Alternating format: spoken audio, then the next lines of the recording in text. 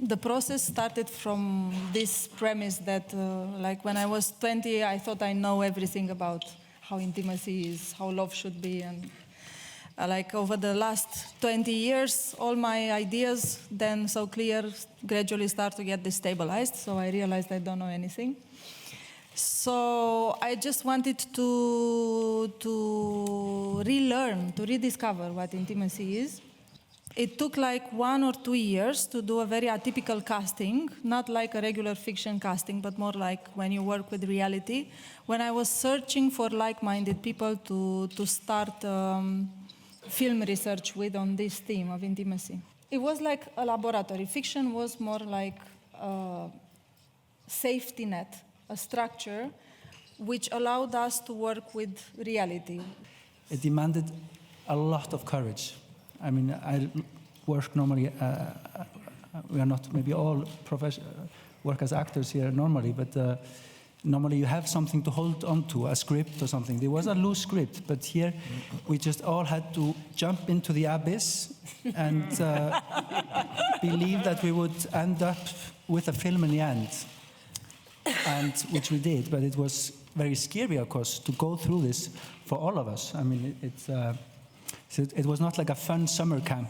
Yeah, as I said, I was always interested in intimacy, and as a disabled person, I'm facing obstacles more than others because there are misconceptions in the society. Some people think that I'm not capable of being loved or being touched, or they don't know how to touch me, how to handle me, and the level of intimacy is very problematic for many people.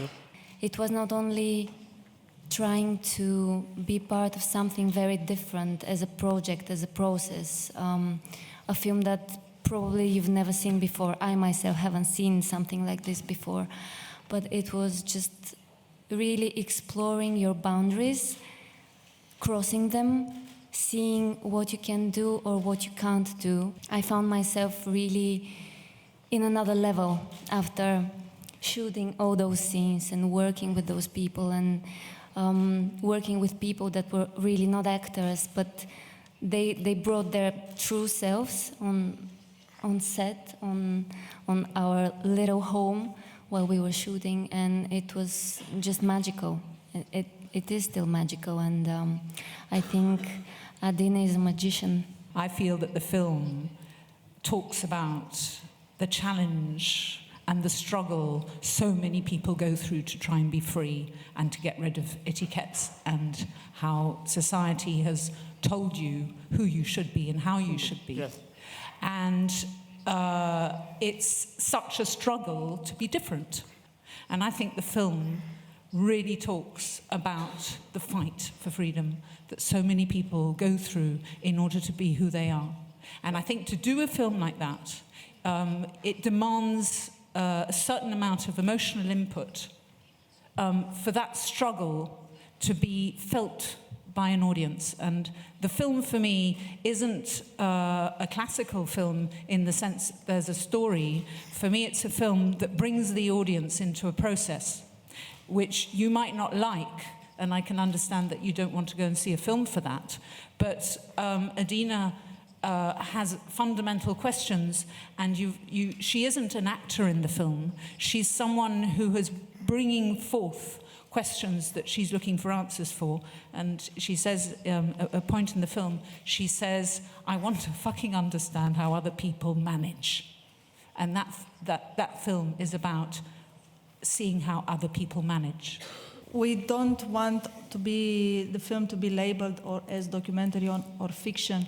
Basically, the film functions on the fluid border between both. It's all cinema as a subjective interpretation of reality. The life is there to experience all facets of intimacy, and you can all be grateful if you can live that way you want to live. And it's about freedom as well. Don't let society tell you in what way you have to be intimate. Feel your own feelings and go your way.